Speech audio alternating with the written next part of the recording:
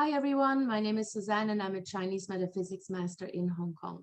I haven't posted anything on relationships and romance luck in quite some time, so I thought this week and next week I'm going to do a two-part session, a two-part webinar where I'm going to talk about the top 10 reasons for a relationship breakup as it can be seen in a Bazi chart.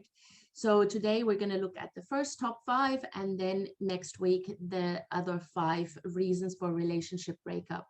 And this is something that you can check in your own Bazi chart, but obviously you can also look at the chart of your partner, of your crush, of your potential partner, the person you're dating, to see where are your breaking points, where are his breaking points, where do you need to pay a little bit attention.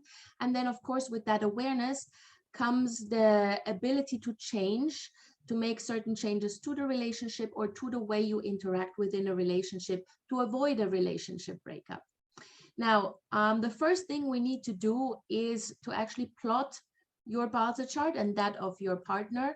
And you can do that via the link that you see here on the slide. I'm also going to post the link in the notes to the video, so you can just key that in and then key in your date and time of birth. If you can add the time of birth, that's always then more accurate, and that helps to get a more accurate picture. Now, once you key that in, you will get a Bazi chart. And for those who are new to Bazi astrology, this may look super complicated and rather overwhelming, but don't panic. Just scroll all the way down, all the way at the bottom of the chart on the right-hand side. You will see something that says 10 profile strength chart. And you will see then a distribution of what we call the 10 profiles. So you've got 10 sort of, 10 profiles. Everyone has the same, but at a different distribution. So for you, Rob, wealth may not be at the top. It may be somewhere in the middle or at the bottom. So just have a look at that. The rest you can ignore. And also, we will only focus on the natal chart. Yeah, forget about the annual distribution. This is not really important for this particular analysis. So let's have a look at how we can identify the top 5 relationship breakers in your chart, or potentially the chart of your partner. Now, one of the main reasons a relationship can break down is communication. Yeah, different communication styles or a lack of communication can make or break a relationship. And you can see this when you are looking at the hurting officer. So here, for this person, it's here on 4th rank, yeah, hurting officer. So hurting officer has to do with expression, with the way you express yourself, how outgoing or how extrovert you are. Now, you can look where you have this, check where you have this hurting officer in the 10 profiles strength chart, and then look at the percentage. Yeah, here this person has a 68%. Now, if your hurting officer is anywhere between 0 to 20%, so really, really low, then usually this person has some sort of communication issues. Yeah, maybe you don't really speak or you don't really express yourself much. And then this obviously leads to communication problems because we're not mind readers. So if you don't express yourself, if you don't talk about what's bothering you, then we don't know what we can change about your behavior, or we don't know what bothers you. So if you have a very low percentage of hurting officer, this is obviously not ideal, and you struggle with communication, and then this can lead to a breakup because the other person just doesn't know how to communicate with you. So you really need to change something about your way of communicating. So anything between 0 and 20%, they just don't like to share, they don't like to speak. Not great when it comes to a relationship. And in an argument, they just stay quiet and they just walk away. It doesn't really solve any problems. Now, on the other hand, if your hurting officer is at 95% or above, or it is your main profile, as you can see. So the main profile would be indicated here. So if it's 95% or above, or it is here your main profile, then you don't listen. You talk too much. So it's the complete opposite. Yeah, you constantly nag, or you shout, or you're too loud, or you yell in an argument, and you just don't listen to your partner. And very often you also use quite harsh language when you communicate, especially in an argument, and you really your words really hurt in a relationship. They also always want to be right, and they very often talk down to others. So obviously neither extreme works well in a relationship, and you may have to change your communication style to improve the relationship and not lead to a breakup because of that. And obviously you can see that in another person's chart as well, and you can then see what may ultimately lead to problems in a relationship. All right, so this is the first reason for a breakup. Now, the second reason has to do with internal stagnation or just changes. Yeah, it often happens that when two people grow together, they grow at a different pace. Yeah, they can change internally, they can change in their relationship. One person is just happy where they are in their life, and they don't want to learn anything else. They don't want to really change anything in their life, whereas the other person wants to constantly seeks constant improvement, wants to constantly learn something new. So obviously this then leads to frustration between the two because they're completely out of sync. Now, physically, this can mean maybe one person just became very complacent in the relationship and stops taking care of themselves, while the other person still takes care of themselves, works out, tries to be fit for the other person. Yeah, so this can often then lead to frustration ultimately in the long run. Yeah, so it can also be that, for example, one person wants to migrate and experience something completely new, while the other person does not want to migrate or doesn't even want to travel. Yeah, they're happy where they are. They're happy where with what they know. They don't want to see new places. And it's not that that's wrong. If you're with a person that wants exactly the same thing, that's great. Yeah, but if you're with someone who just needs that constant input and something new, then this becomes difficult. So this is something that you can see in the 7 killings. So where do we have it here? 7 killings. Here we go. So the 7 killings is an energy that makes you adventurous, assertive. You want challenges, you want to discover something new. So this is that kind of energy.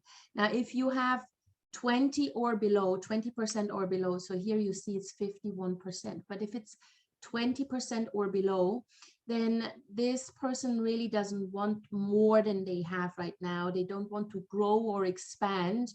They don't really want to be challenged. They're happy where they are. They do not want to fight anymore.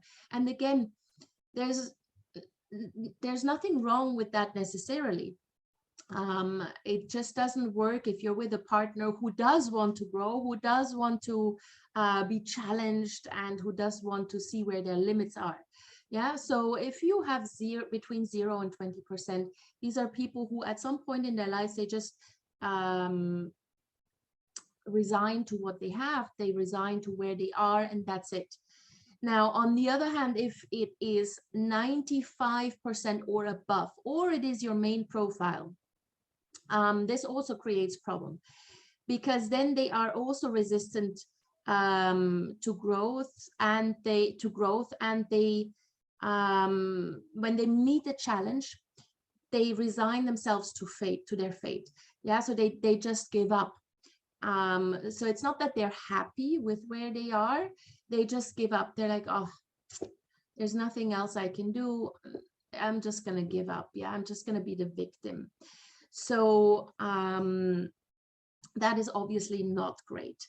So if your main profile is 7 killings, or if you have 95% or above, then you really need to learn to face the challenges. This is a basic need for you. You cannot just decide to be a victim. So neither extreme is great. However, obviously, once you know that, you can change something about it. And you can, at least when it's 95 or above, instead of just giving up and becoming a victim to circumstances, you can actually learn again to stand up to the challenge. It's a little bit more difficult if you have 0 to 20%, because then it's just your default nature that you're just happy with where you are. You don't need to be challenged. Whereas at 95% or above, at some point in your life, you were that person to constantly go for it, yeah, to look out for that fight, and then eventually you're just you're getting tired of it. Yeah, so this can lead to a relationship breakup if the two of you are completely on different levels here. Yeah, one seeks out the challenge, the other one doesn't. Now, number 3 reason for a breakup is very often to do with finances and security. So essentially safety, yeah, how you both see money, how you use money, how you manage money, and how you save money is very important in a relationship. Again, if that's completely out of sync, then you may see yourself constantly getting into arguments about money. And in order to see that in your Bazi chart, we are looking for direct wealth. So direct wealth has to do with money, with finances, but also with your sense of security and safety. So if you have direct wealth as your main profile, or if it is very, very high up, so 95% or above, then safety and security is what you need in a relationship. These people, they look for a solid foundation. It doesn't necessarily have to do just with finances. As long as your partner makes you feel safe, also in an emotional way, if you feel emotionally safe and supported, then the relationship works.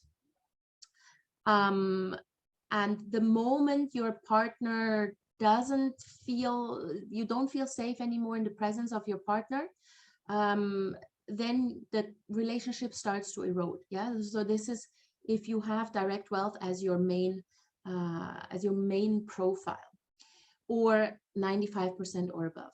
Now, if direct wealth in your own profile is between 0% and 20, so like this, in this particular case here, we have 17.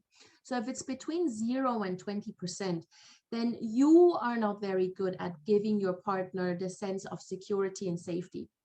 You are sort of unable to provide emotional security, never mind financial security, to your partner. And financially speaking, you may end up with cash flow issues every now and then, and that obviously leads to issues with your partner, especially if he or she is someone who values financial security. So you need to, if you are at between 0 and 20%, number one, obviously you need to learn to manage your finances better, but you also need to learn what it means to support a partner, what it means to make a partner feel safe and secure. Yeah, so this is something that is obviously a learning curve, but it can be taught, it can be learned, so it's not an impossible mission. Now, number 4 is passion and drive. So this is obviously has to do with how exciting your relationship is. Yeah, not necessarily, it's not just necessarily sex drive, this is something else, but how exciting is your relationship? Yeah, how passionate are you in the relationship? And this is something we look at with indirect wealth. Let's have a look. Where do we have it here? So here, indirect wealth. So here for this person, it's 17%. Now, If indirect wealth is your main profile, or it is at 95% or above, then one of your basic needs or your basic issues is that you must have passion. Yeah, without any passion, the relationship breaks down. Yeah, you need appreciation from your partner. You need drive in the relationship. Yeah, you want a partner who is makes you feel great, constantly looks up to you, constantly lets you know how much they appreciate you, how much they want you. Yeah, you want someone who basically craves you, yeah, and puts you on a pedestal. Not that great. Yeah, it's not a very even sort of relationship, and you know, sometimes maybe you don't deserve that appreciation if you've been a horrible person, but so you need to learn to tone that down a little bit. Now, on the other hand, if you have indirect wealth at between 0 and 20, like this particular person, then you tend to take everything for granted in a relationship. And obviously that's not great either. So you don't really put in any effort, and you just think that, well, you know, we're together, so what else do I need to put into it? You do not prioritize passion at all. You do not prioritize fun in a relationship. And you do not even bother creating or maintaining the spark in a relationship. So once you're in the relationship, you just become really complacent, and you're like, well, obviously we're together, so we're together. So I don't have to work on the relationship anymore. Obviously, that is not great either. So this is someone who has it at 0 to 17%. And all of these things can be learned. Yeah, yes, of course, you need to put in some effort, but if you want to make the relationship work, then these are your weak points. And obviously you can see in your partner's chart where there may be instances or risks for friction. And then the fifth reason we're going to discuss today in this first part is sexual intimacy and also mental connection.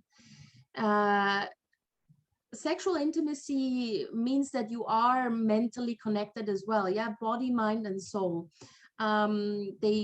Your partner gets you, or you get your partner. You just understand each other, and there's strong intimacy on all levels. And obviously that also relates to sexual intimacy. Now, for this, we look at eating God. Here we have eating God. Now, if your main profile is eating God, then sexual intimacy and mental connection is your biggest turn on. Yeah, and that's also the case if you have eating God at 95% and above. So this is the biggest factor in your relationship. You need sexual intimacy, and if you are with a partner who doesn't really have a sex drive, whose sex drive is very low, then this can create issues. On the other hand, if you have an eating God that is at between 0 and 20%, then this person doesn't have a very high sex drive. Your libido is a little bit low, and you don't really crave sex, or you may not really enjoy it, or you only do it to, let's say, have a baby and become pregnant, and that's it, and then you're basically done. Yeah, so if you have two people, one is at a 95% with eating God, the other one is at 10%, that's not going to work out in the long run. Yeah, after the first spark has kind of fizzled out, it's not really going to work anymore. And you really have to work a lot on keeping that sexual attraction going. Yeah, so this is the eating God that you can look out for. Now, with all of these profiles that we've discussed, if you're between 21 and 94%, then you're in the normal range. Yeah, so you're at neither extreme. You don't really have to worry. Obviously, you still have to work on a relationship. It doesn't come naturally, but you are, at least you're not falling into the extremes in terms of the 5 gods or the 5 profiles that we've discussed in this segment. So I hope this helped a little bit. Have a look at your Bazi chart and the one of your partner. And next week, I'm going to post the second part to this video.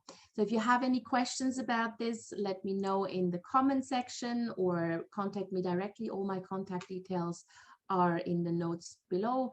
And I would really appreciate it if you could hit that like button, if you could share that video, and if you could subscribe. I'm posting 3 times a week, so if you subscribe and hit the notification button, then you will get notified of all my videos all the time. All right, see you soon.